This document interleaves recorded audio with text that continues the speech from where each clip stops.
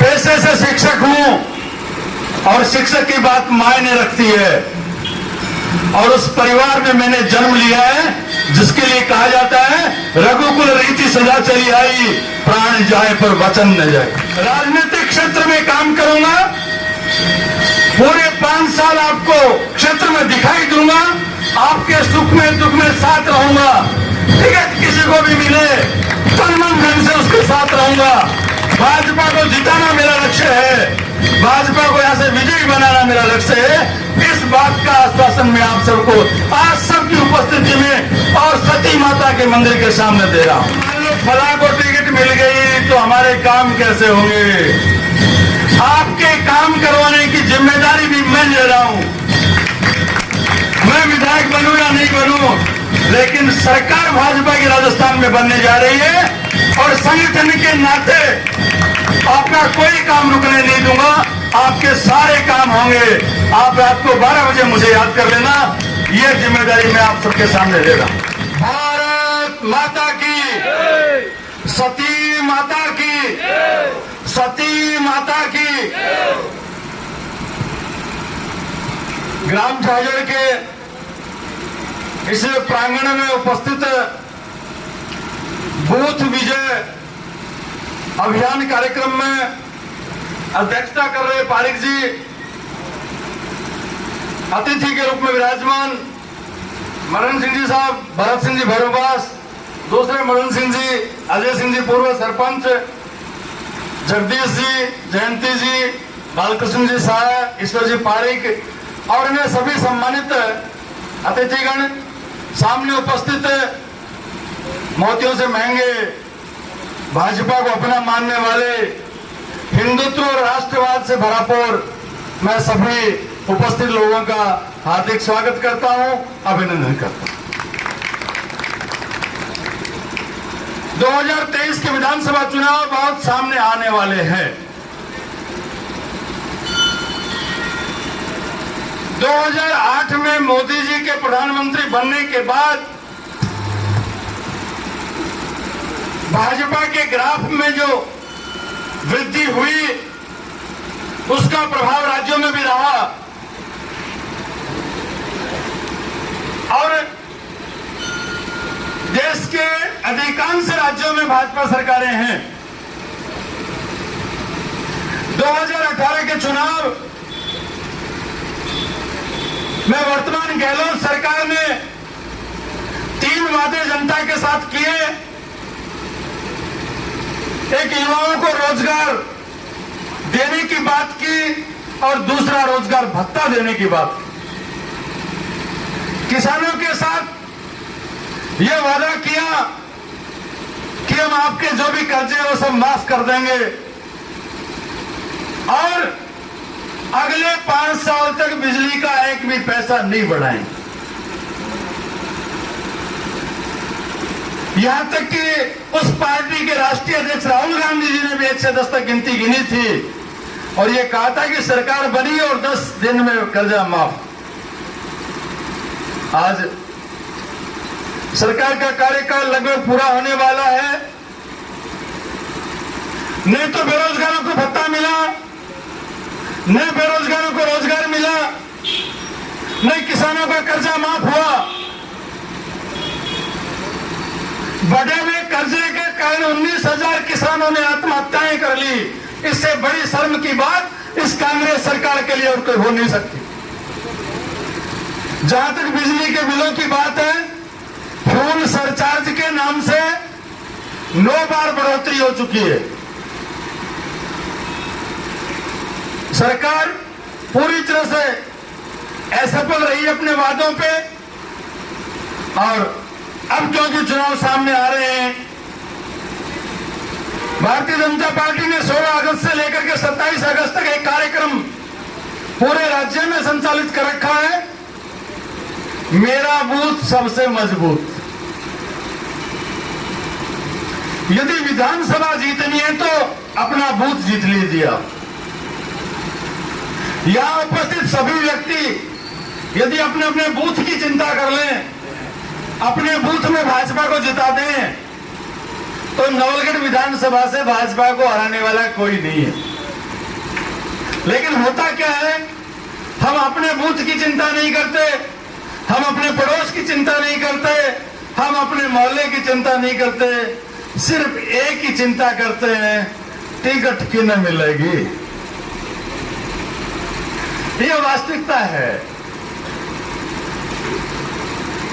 Ticket कमल के फूल को मिलने वाली है। आप इस बात का दृढ़ निश्चय कर लें, कमल का फूल जीतेगा।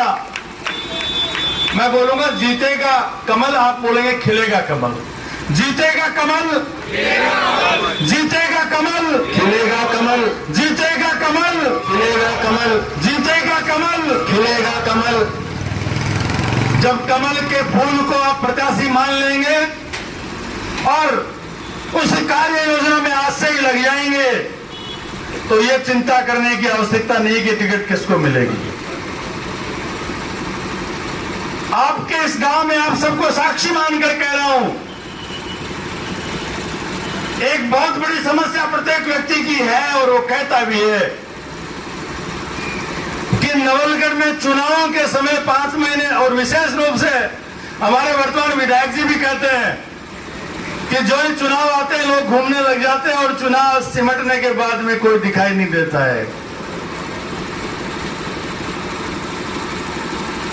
पेशे से शिक्षक हूं और शिक्षक की बात मायने रखती है, और उस परिवार में मैंने जन्म लिया है जिसके लिए कहा जाता है रघुकुल रीति सदा चली आई, प्राण जाए पर वचन न जाए। राजनीतिक क्षेत्र में काम करूंगा, पूरे 5 साल आपको क्षेत्र में दिखाई दूंगा, आपके सुख में दुख में साथ रहूंगा। टिकट किसी को भी मिले तन मन धन से उसके साथ रहूंगा। भाजपा को जिताना मेरा लक्ष्य है, भाजपा को यहां से विजयी बनाना मेरा लक्ष्य है। इस बात का आश्वासन मैं आप सबको आज सबकी उपस्थिति में और सती माता के मंदिर के सामने दे रहा हूं। इसलिए यह चिंता छोड़ दीजिए कि टिकट किसको मिलेगी। टिकट कमल के फूल को मिलेगी, जिस भाई को मिलेगी। और कभी कभी एक चिंता और आती है कि मान लो फला को टिकट मिल गई तो हमारे काम कैसे होंगे। आपके काम करवाने की जिम्मेदारी भी मैं ले रहा हूं। मैं विधायक बनूं या नहीं बनूं, लेकिन सरकार भाजपा की राजस्थान में बनने जा रही है और संगठन के नाते आपका कोई काम रुकने नहीं दूंगा। आपके सारे काम होंगे। आप रात को 12 बजे मुझे याद कर लेना। यह जिम्मेदारी मैं आप सबके सामने ले रहा हूं। इस बूथ विजय अभियान में पार्टी को जिताना है, लेकिन क्यों जिताना है? कुछ स्लोगन्स में बोलूंगा, आधा वाक्य मैं बोलूंगा, आधा आपको बोलना है। महिलाओं को सुरक्षा और सम्मान दिलाएं, चलो कमल खिलाएं। भ्रष्टाचार मुक्त राजस्थान बनाएं, भ्रष्टाचार मुक्त राजस्थान बनाएं, चलो कमल खिलाएं। मरुधरा में सुशासन लाएं, चलो कमल खिलाएं। मरुधरा में सुशासन लाएं, चलो कमल खिलाएं। खुशहाल नवलगढ़ बनाएं, खुशहाल नवलगढ़ बनाएं, चलो कमल खिलाएं। आगे आधा वाक्य मैं बोल।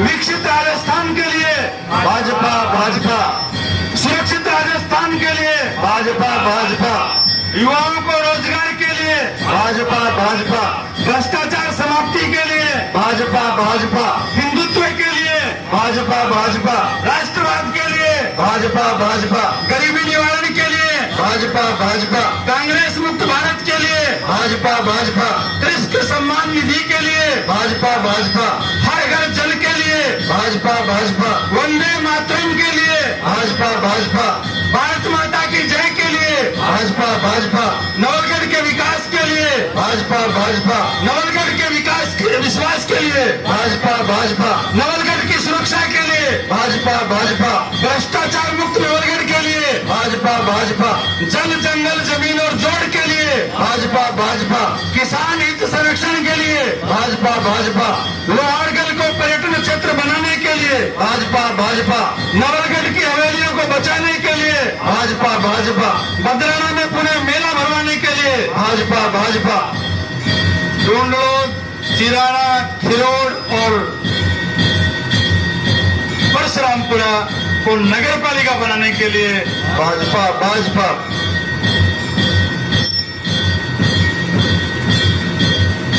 अभी पिछले दिनों एक विधायक जी का वीडियो जारी हुआ था जिसमें उन्होंने कहा कि 2023 का चुनाव विकास पर आधारित होगा। मैं आज झाझड़गांव के इस कार्यक्रम से विधायक जी से पूछना चाहता हूं, मैं 5 साल की बात नहीं कर रहा, मैं 15 साल की बात कर रहा हूं।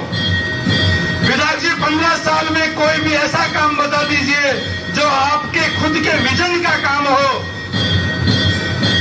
रूटीन के काम कोई, कहीं सड़क बननी है, कहीं नाली बननी है, कहीं लाइट लगनी है, ये सब रूटीन के काम है।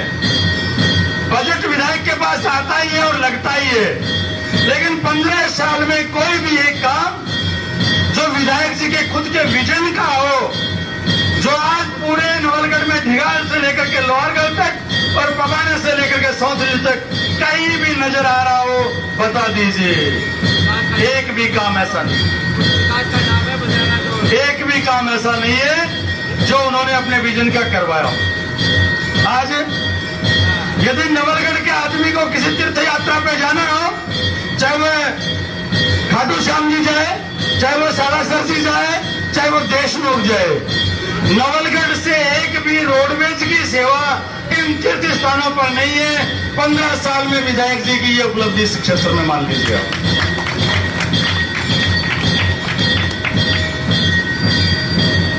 आगे हम बात करें, झुंझुनू जिले में सरकार के इस कार्यकाल में सिंघाना नगर पालिका बनी है, बुढ़ागोड़ जी नगर पालिका बनी है, गुड़ा और पोंग नगर पालिका बनी है। नवलगढ़ में भी ढूंढलो तो किसी समय पहले नगर पालिका रह भी चुकी है। परशुरामपुरा विधायक जी का गांव है और बहुत बड़ा गांव है। खिरोड़ और चिराना भी बड़े गांव है, लेकिन विधायक जी एक भी नगर पालिका 15 साल में नहीं बनवा सके। विधायक जी किस विकास की बात कर रहे हैं, मैं उनसे पूछना चाहता हूं।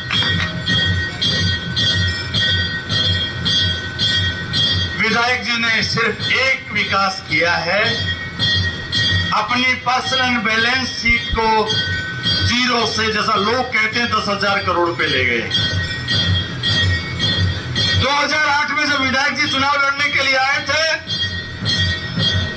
उनकी बैलेंस शीट जीरो थी और आज लोग कहते हैं उनके विदेशों में कारोबार चलते हैं, होटल चलते हैं और कम से कम 10,000 करोड़ की प्रॉपर्टी उनके पास है। ये विकास विधायक जी ने किया है। अब आप उसको विकास मानते हैं, विनाश मानते हैं, निर्णय आपको करना है। अभी कल चिराना में कार्यक्रम था। चिराना के डॉक्टर शिव गौतम जी, जो भारत के प्रसिद्ध मनोचिकित्सक हैं, उनके एक संबंधी हैं, उनकी जो जयपुर में प्रॉपर्टी थी, मुख्य चौड़ा रास्ता, 600 करोड़ की प्रॉपर्टी विधायक जी ने उनको अपना गुरु बना करके और हजम कर ली है। ये विकास विधायक जी का है। प्रॉपर्टी हजम करना उससे बड़ा अपराध मैं ये मानता हूं। हमारी वर्ण व्यवस्था में ब्राह्मण कुल सबसे उच्च माना जाता है और प्राचीन काल में तो व्यवस्था भी ऐसी थी, समान अपराध के लिए यदि शूद्र वो अपराध करता तो दंड कम होता था, यदि वैश्य करता तो उससे ज्यादा होता था, क्षत्रिय करता तो उससे ज्यादा होता था, और यदि ब्राह्मण करता था तो उसे महापाप माना जाता था और सबसे अपराध की स्थिति थी। उस ब्राह्मण कुल में जन्म लेने वाले विधायक जी ने उन्हें गुरु बना करके, स्वयं को अपना शिष्य बना करके और उस शिष्यत्व को कलंकित किया है, उनकी 600 करोड़ की प्रॉपर्टी हत्या करके। इससे बड़ा और गलत काम और पाप कोई हो नहीं सकता। इस बात पे आपको विचार करना चाहिए। पिछले दिनों अखबार में आपने पढ़ा होगा जयपुर जिले के जमुआ रामगढ़ में ग्रास फार्म होटल के नाम से 570 बीघा जमीन विधायक जी और कांग्रेस के कुछ अन्य लोगों ने मिलकर के हत्या ली। वो सरकारी जमीन थी, करोड़ों की जमीन थी। बंधुओं, ऐसी सूची की कमी नहीं है। नवलगढ़ शहर में 50 हवेलियां टूट गई हैं। रात को पड़ोस में हवेली दिखती है और सुबह पत्थर भी नहीं मिलता। ऐसी बड़ी बड़ी कॉलोनियां। आज नवलगढ़ में किसी आदमी को 15 बीघा की रजिस्ट्री करानी हो, बिना विधायक जी की पार्टनरशिप के नहीं होती।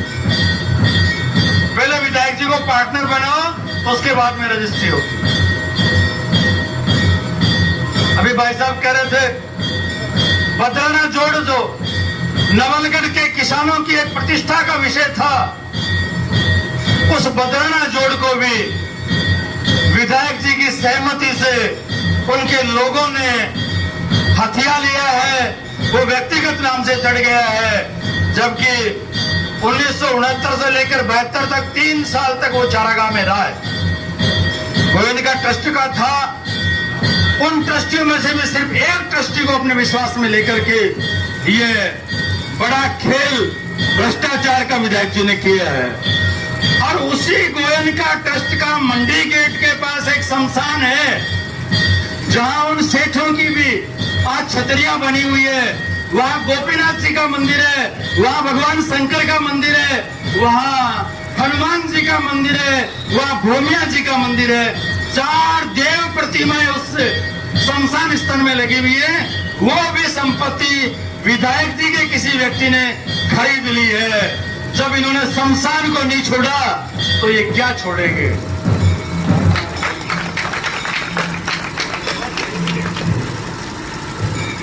ऐसे बहुत से विषय हैं जो चिंताजनक है, विचारणीय है, और इन सब विषयों को हमें याद रखना पड़ेगा। हिंदू संस्कृति, हिंदू आस्था इस कांग्रेस सरकार में आए दिन टूटती रहती है, उसका भी हमें ध्यान रखना पड़ेगा।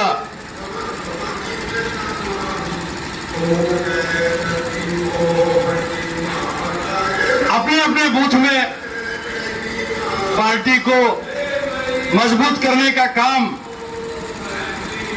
हम सबको मिलकर के करना पड़ेगा, और वह काम तभी होगा जब मन में पीड़ा होगी। नवलगढ़ से बीजेपी जीतती नहीं है। इस बात की पीड़ा हमें कितनी है, इस बात पर निर्भर करता है। प्रत्येक कार्य की गति उसके कारण पर निर्भर करती है। किसी एक युवा को आप दंड स्वरूप कह दो भैया 100 मीटर दौड़ के आ, उसकी गति बहुत धीमी रहेगी। और एक युवा जो प्रतिदिन दौड़ लगाता है उसकी गति सामान्य रहेगी। और एक युवा को कह दो 21,000 रुपए इनाम के मिलेंगे, दौड़, उसकी दौड़ में कितनी ताकत होगी, उसकी दौड़ में कितनी गति होगी, ये हम विचार कर सकते हैं। उसी प्रकार से इस नवलगढ़ में भाजपा को जिताने के लिए आपके मन में कितनी पीड़ा है, कितनी भूख है, ये इस बात पर निर्भर करता है, उतनी ही गति आपकी बढ़ेगी। आज भाजपा इस देश की आवश्यकता है, आज भाजपा राजस्थान की आवश्यकता, नवलगढ़ की आवश्यकता है। और इसलिए हमारे मन में ये पीड़ा होनी चाहिए कि किसी भी प्रकार हम 2023 के चुनाव में नवलगढ़ से भाजपा को जिताएंगे, कमल का फूल खिलाएंगे। और जब प्रदेश में भाजपा की सरकार होगी, केंद्र में भाजपा की सरकार होगी और नवलगढ़ में भाजपा का विधायक होगा, सब सामान्य से सामान्य व्यक्ति का काम होगा। मैं कह रहा हूं नवलगढ़ बहुत बदलावा दिखाई देगा। इस कार्यकाल में जो भी बजट विधायक जी का आया है वह खर्च नहीं हुआ है, खर्च निश्चित रूप से हुआ है, लेकिन बड़ा भाग भ्रष्टाचार में चला गया। उस भ्रष्टाचार वाले भाग को विकास में लगाना है, काम में लगाना है, तब काम दिखेगा, तब काम होगा। बुजुर्ग लोगों को याद होगा, जिस समय राजीव गांधी प्रधानमंत्री थे, उन्होंने स्वयं यह स्वीकार किया था कि मैं 1 रुपया वहां से भेजता हूं और आम आदमी तक 15 पैसे पहुंचते हैं, 85 पैसे रास्ते में चले जाते हैं। कांग्रेस की नीति में आज भी वही तरीका चल रहा है, लेकिन भाजपा में वैसा नहीं है। माननीय नरेंद्र जी मोदी के प्रधानमंत्री बनने के बाद पारदर्शिता और सत्यनिष्ठा इतनी बढ़ी है कि 1 पैसा वहां से निकलता है तो 1 पैसा उस लाभार्थी की जेब में आता है, डायरेक्ट अकाउंट में पैसा आ रहा है। आज सम्मान निधि का 6,000 रुपया जो किसान को वार्षिक मिल रहा है, वो सीधा उसके खाते में आ रहा है। ये योजना देने वाली भाजपा पहली सरकार, ये भाजपा। आपको याद होगा भैरव सिंह जी के समय अंत्योदय का विचार भैरव सिंह जी ने दिया था। उन्हीं भैरव सिंह जी के उस अंत्योदय के विचार को भाजपा वर्तमान में चरितार्थ कर रही है, फलीभूत कर रही है, और उसी का परिणाम है कि आज प्रत्येक व्यक्ति भाजपा का समर्थक बना हुआ है। साथियों, अपनी बात को विराम देने से पहले सिर्फ एक निवेदन करूंगा। 2018 में 6 अक्टूबर को चुनाव घोषणा लगी थी, 6 अक्टूबर को अधिसूचना जारी हुई थी और उसके बाद 4 चरणों में चुनाव हुए थे। पहला चरण था 12 नवंबर का, दूसरा चरण था 20 नवंबर का, तीसरा चरण था 28 नवंबर का और चौथा चरण था 7 दिसंबर का। राजस्थान के चुनाव चौथे चरण में हुए थे, लेकिन इस वर्ष 2023 में ये चरण बदलने वाले लग रहे हैं। ऐसे विश्वसनीय सूत्रों से पता लगा है कि राजस्थान के चुनाव इस बार पहले चरण में होंगे, और जब पहले चरण में होंगे तो चुनाव की संभावित तिथि 15 नवंबर के आसपास बैठती है, और 15 नवंबर यदि चुनाव की तिथि आती है तो समय बहुत कम बचा है, इसलिए बैठने का वक्त नहीं है।